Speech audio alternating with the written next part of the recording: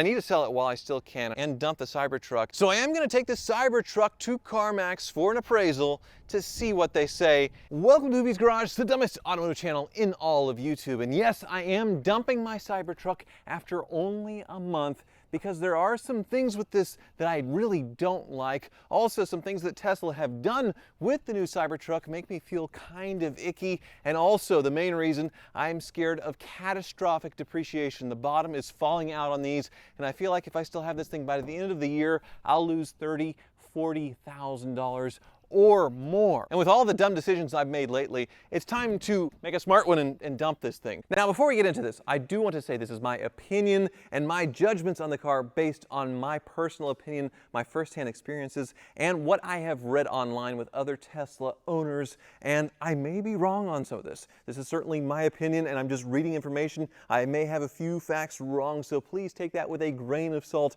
And Tesla, if you're watching this, it is just my opinion, and yeah, don't sue me out of existence for having a negative opinion. Please, please, pretty please. But I am not worried about Tesla suing me for selling my Cybertruck, even though they threatened that they would, because they haven't done it to anyone else yet that I know of, although they may want to make an example out of me. We'll see. Uh-oh.